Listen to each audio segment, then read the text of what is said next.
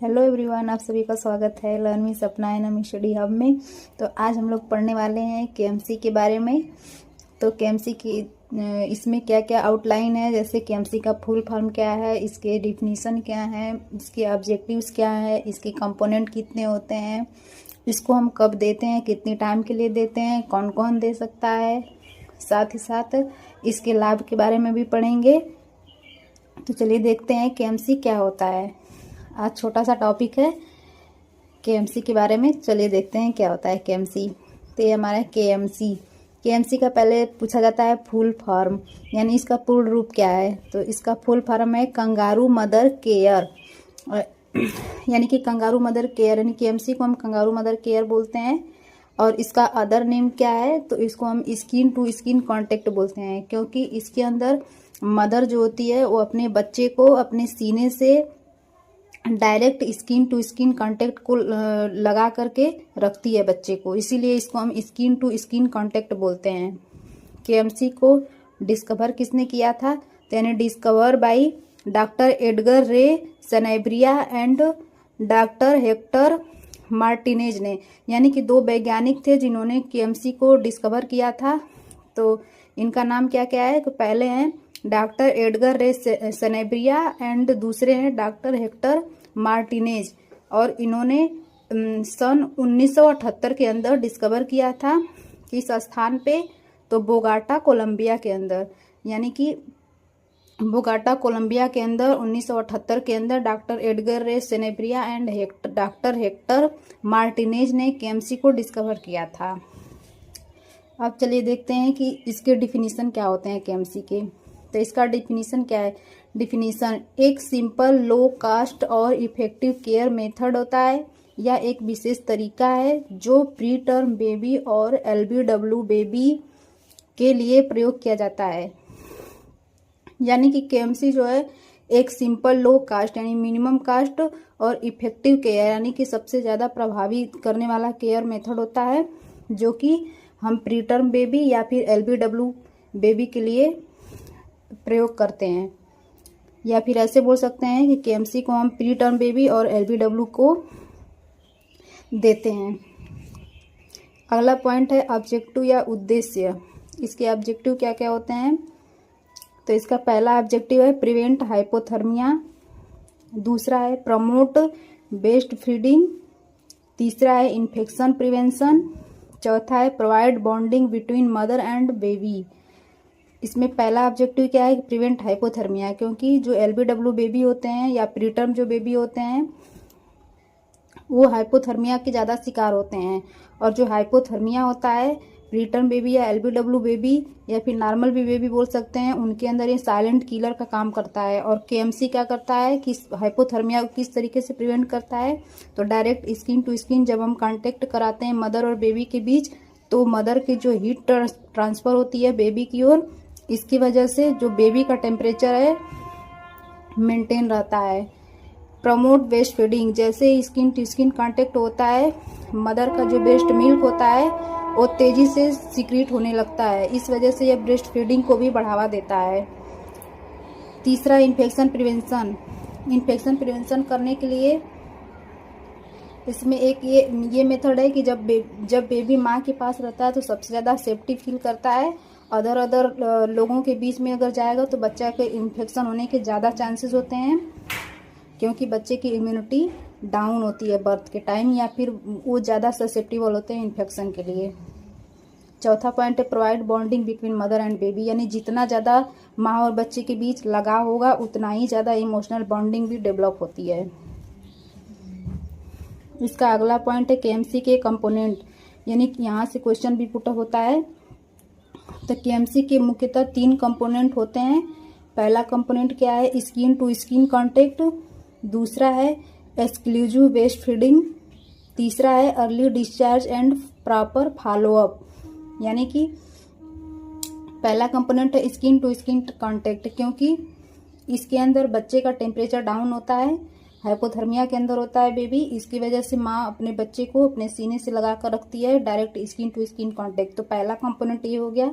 दूसरा exclusive best feeding, यानी कि जितना ज़्यादा कांटेक्ट करके रखती है उतना ज़्यादा मिल्क प्रोड्यूस होता है, साथ ही साथ उसको मदर को बेबी को सिर्फ अपना ब्रेस्ट मिल्क पिलाना होता है, वो हमारा एक्सक्लूसिव ब्रेस्ट फीडिंग है। साथ ही साथ early discharge and proper follow up, जितना ज़्यादा अगर स्किन टू स्किन कांटेक्ट होगा और एक्सक्लूसिव ब्रेस्ट फीडिंग माँ अपने बच्चे को पिलाएगी, उतना ही जल्दी अर्ली डिस्चार्ज होगा और साथ ही साथ प्रॉपर फॉलोअप भी होता है। इसका मेन 3 कंपोनेंट होते हैं। अगला पॉइंट है केएमसी को कौन कौन दे सकता है। तो केएमसी कोई भी हेल्दी फैमिली मेम्बर दे सकता है, यानी कि केएमसी जो होता है किसी भी हेल्दी फैमिली मेम्बर द्वारा दिया जा सकता है। उसमें माँ हो सकती है, पिता हो सकते हैं, दादा दादी, बुआ, चाचा चाची, etc बहुत सारे हो सकते हैं। लेकिन इसमें मेन शर्त क्या है कि वो हेल्दी पर्सन होना चाहिए, उसे किसी प्रकार का रेस्पिरेटरी इन्फेक्शन या स्किन रैशेस नहीं होने चाहिए, क्योंकि स्किन टू स्किन कांटेक्ट करना है इसमें। अगर रैशेस होंगे तो बच्चे को भी इन्फेक्शन हो सकता है। साथ ही साथ अगर रेस्पिरेटरी इन्फेक्शन है तो वह जब से सीने से लगाएगा बच्चे को, तो उसका जो इन्फेक्शन है बच्चे के अंदर भी जा सकता है। इसलिए हेल्दी फैमिली मेम्बर होना चाहिए, या फिर उसमें नर्स भी दे सकती है हॉस्पिटल के अंदर दिए हैं तो। अगला पॉइंट है केएमसी किन बच्चों को दिया जाता है। पहला है LBW बेबी।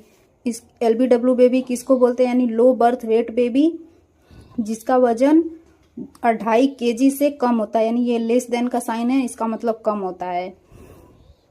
दूसरा है प्रीटर्म बेबी।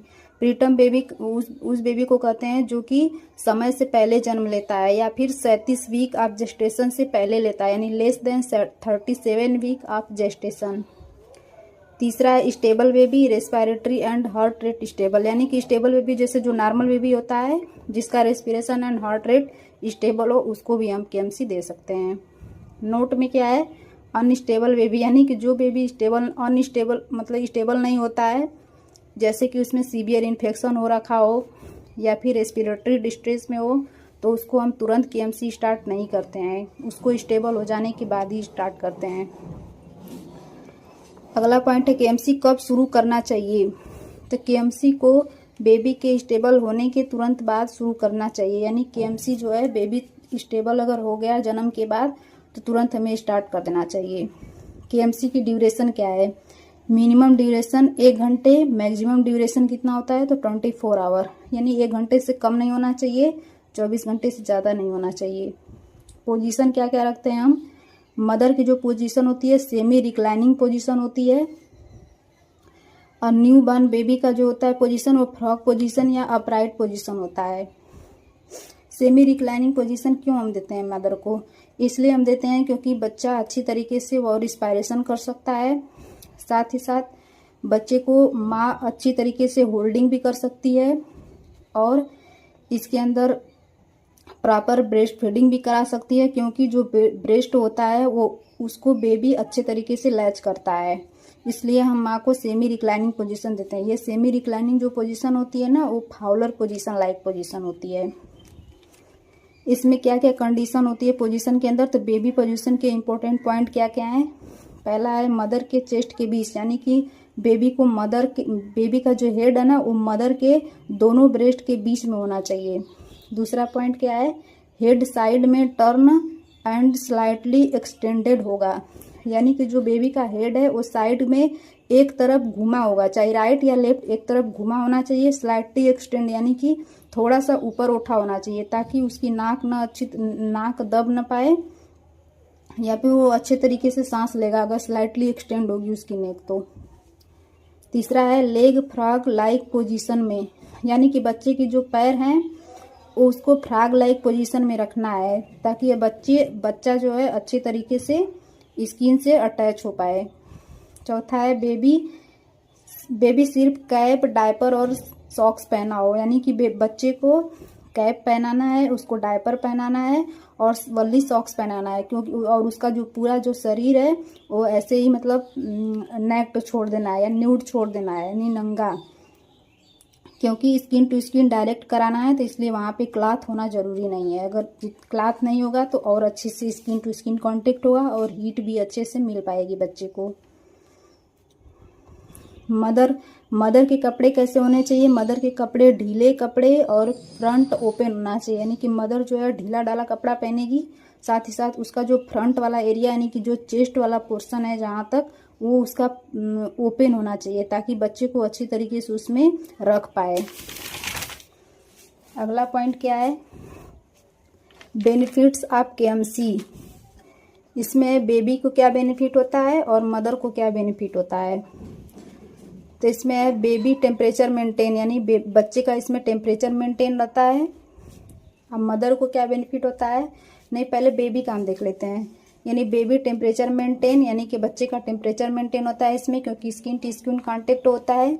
दूसरा, इन्फेक्शन रिस्क डिक्रीज, यानी कि इसमें जो इन्फेक्शन की रिस्क है वो कम होती है, क्योंकि बच्चा जितना माँ के पास रहेगा, जितना स्किन टू स्किन उसका लगा होगा, उतना ही ज़्यादा इन्फेक्शन के चांसेस कम हो गए। यानी बच्चा ज़्यादा लोगों के पास नहीं जाएगा तो उसको इन्फेक्शन भी कम होगा, एक ये भी फायदा है। दूसरा है इंक्रीज वेट या गुड वेट गेन, यानी कि जितना हम ज़्यादा ब्रेस्ट फीडिंग मदर के द्वारा बेबी को करवाएंगे उतना ही अच्छे से बच्चे का वजन भी बढ़ेगा, क्योंकि हम ये LBW बेबी के लिए ही ज़्यादातर यूज करते हैं और उसका वजन भी कम रहता है। इसी वजह से हम जितना ज़्यादा एक्सक्लूसिव ब्रेस्ट फीडिंग माँ कराएगी उतना ही जल्दी बच्चे का वेट भी गेन होगा।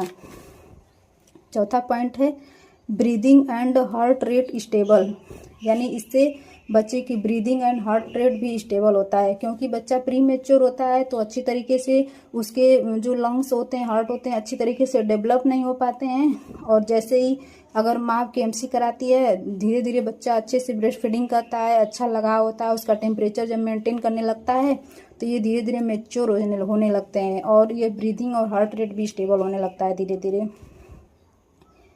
फिर पांचवा पॉइंट है बेटर ब्रेन डेवलपमेंट, यानी कि बच्चे के ब्रेन का विकास भी अच्छे तरीके से होता है, क्योंकि बच्चा जब LBW होता है या प्री टर्म होता है तो वो अच्छे तरीके से अपने बॉडी टेम्परेचर को मेंटेन नहीं कर पाता है, क्योंकि उसके जो हाइपोथैलेमस होते हैं वो इमेच्योर होते हैं। इस वजह से भी ये हमारा केएमसी का एक अदर बेनिफिट भी है कि वह बेटर ब्रेन डेवलपमेंट में हेल्प करता है, ताकि बच्चा धीरे धीरे अपने टेम्परेचर को मेंटेन करने लग जाता है। मदर के बेनिफिट्स क्या होते हैं? यानी कि ब्रेस्ट मिल्क प्रोडक्शन इंक्रीज, यानी कि माँ जितना स्किन टू स्किन कांटेक्ट कराती है उसका जो मिल्क है प्रोड्यूस ज़्यादा होता है, क्योंकि प्रोलैक्टिन हार्मोन भी ज़्यादा निकलने लगते हैं। मदर बेबी बॉन्डिंग स्ट्रांग, यानी कि जितना स्किन टू स्किन मदर और बच्चे के बीच लगाव बढ़ता है उतना ही ज़्यादा इमोशनल बॉन्डिंग भी विकसित होती है। जितना देर तक माँ बच्चे के पास रहेगा उतना ही ज़्यादा बॉन्डिंग स्ट्रांग होगी। तीसरा है डिक्रीज स्ट्रेस एंड एंजाइटी, इससे क्या होता है कि मदर को एक एंजाइटी और स्ट्रेस जो होता है ना वो भी डिक्रीज होता है, क्योंकि माँ जो होती है ज़्यादातर अपने बच्चे के साथ समय बिताती है तो उसको अच्छा लगता है। बिल्डअप कॉन्फिडेंस ऑफ मदर, यानी कि इसमें माँ का जो कॉन्फिडेंस लेवल है, आत्मविश्वास जो है वो भी बिल्डअप होता है। क्योंकि जितना ज़्यादा वो अपने बच्चे के साथ रहती है उतना उसको लगाव विकसित होता है, साथ ही साथ वो अच्छे तरीके से अपने बच्चे को स्तनपान कराती है और उसका जो कम वजन रहता है वो भी धीरे धीरे बढ़ने लगता है। उसके बच्चे का जो टेम्परेचर है वो भी मेंटेन होने लगता है, तो उसके अंदर एक तरह का आत्मविश्वास पैदा होता है कि हम जो केएमसी दे रहे हैं उससे मेरे बच्चे को लाभ हो रहा है, और उस माँ को भी महसूस होता है कि मुझे भी इससे कुछ लाभ हो रहा है, क्योंकि मेरा बच्चा अच्छा हो रहा है धीरे धीरे। अदर क्या है? प्रिवेंशन ऑफ PPS, यानी ये PPS में भी प्रिवेंट करता है। क्योंकि जितना ज़्यादा माँ ब्रेस्ट फीडिंग कराती है उतना ही ज़्यादा इसमें ऑक्सीटोसिन हार्मोन भी निकलता है। ऑक्सीटोसिन हार्मोन क्या करता है कि यूट्रस को कॉन्ट्रैक्ट करने में भी मदद करता है। जितना ज़्यादा ऑक्सीटोसिन निकलेगा उतना ही यूट्रस कॉन्ट्रैक्ट होगा, और साथ ही साथ ये हमारा PPS की रिस्क भी कम हो जाएगी। और प्रमोट इन्वोल्यूशन, ये इन्वोल्यूशन यानी कि जितने भी डिलीवरी के बाद आर्गन बड़े हुए अवस्था में रहते हैं वो प्री प्रेग्नेंट स्टेज में धीरे धीरे जाने लगते हैं, तो उसी को हम इन्वोल्यूशन बोलते हैं, यानी कि इन्वोल्यूशन में भी मदद करता है।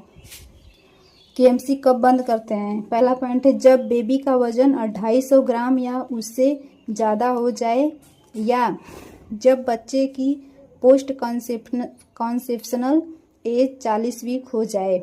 यानी कि इसमें हम पहले बात की, इसमें जब हम केएमसी दे रहे थे तो हम एक LBW बेबी और प्री मैच्योर बेबी को दे रहे थे। तो यानी कि जब तक बच्चे का वजन 250 ग्राम या उससे कम ना हो जाए, उससे ज़्यादा हो जाए। यानी कि जब बच्चे का वजन 250 ग्राम या उससे ज़्यादा हो जाए। साथ ही साथ प्री मैच्योर के लिए क्या कहा गया है कि जब उसकी पोस्ट कंसेप्शनल एज 40 वीक हो जाए, यानी कि जब बच्चा टर्म के ऊपर आ जाए। क्योंकि यह प्री टर्म बेबी के अंदर हम दे रहे थे, तो यानी उसकी धीरे धीरे एज बढ़ने लगती है। 40 वीक तक जब हो जाए तब हम केएमसी बंद कर देते हैं। दूसरा पॉइंट क्या है, जब बेबी टेम्परेचर को खुद या स्वयं से मेंटेन करने लगे। यानी कि जब हम जान जाते हैं कि इतना हम केएमसी दे दिए, फिर बच्चा हमारा धीरे धीरे अपने टेम्परेचर को खुद से, क्योंकि ब्रेन भी डेवलपमेंट होने लगा धीरे धीरे, तो अपना बच्चा जो है बॉडी टेम्परेचर को धीरे धीरे मेंटेन करने लग जाता है। तो इससे भी ये लगता है कि अब केएमसी बंद कर देना है। फिर अगला पॉइंट क्या है, नर्सिंग केयर ड्यूरिंग केएमसी। पहला पॉइंट क्या है कि बेबी के temperature, respiration and weight monitor करें। यानी कि बच्चे को टेम्परेचर को मॉनिटर करना है, रेस्पिरेशन एंड वेट को भी मेजर करना है। क्योंकि हमें ये भी मॉनिटर करना है कि बच्चे को हम जब केएमसी दे रहे हैं, अच्छे से ब्रेस्ट फीडिंग कर रहा है तो उसका वेट गेन हो रहा है कि नहीं। दूसरा पॉइंट क्या है, एक्सक्लूसिव ब्रेस्ट फीडिंग को बढ़ावा देना। यानी कि एक्सक्लूसिव माँ को हमें ये बताना है कि ज़्यादा से ज़्यादा अपने बच्चे को अपना दूध पिलाए, यानी एक्सक्लूसिव ब्रेस्ट फीडिंग, यानी कि ब्रेस्ट मिल्क ही पिलाए बच्चे को। तीसरा है हाइजीन मेंटेन करें। इसमें सबसे इम्पोर्टेंट चीज़ है कि हाइजीन मेंटेन करना है। क्योंकि इसमें हम माँ को सिखाएंगे कि अच्छे तरीके से स्वच्छता का ध्यान रखें। क्योंकि बच्चे जो है इन्फेक्शन के प्रति ससेप्टिबल होते हैं और उन्हें जल्दी से इन्फेक्शन फैल जाता है। इस वजह से हमें हाइजीन मेंटेन कराने के बारे में बताना है। फिर अगला है सही पोजीशन सिखाना। यानी कि मदर को ये भी सिखाना है कि बच्चे को अपने सही पोजीशन में होल्ड करके ही केएमसी प्रोवाइड कराना है। सो गाइस, आज का ये रहा हमारा केएमसी का टॉपिक, एंड होता है। तो यदि वीडियो पसंद आए आपको तो लाइक, शेयर एंड सब्सक्राइब जरूर करें। और यदि आपको डाउट होता है किसी भी पॉइंट के ऊपर तो आप हमें कमेंट बॉक्स में पूछ सकते हैं। और thank you so much for watching. Like, share and subscribe जरूर करें।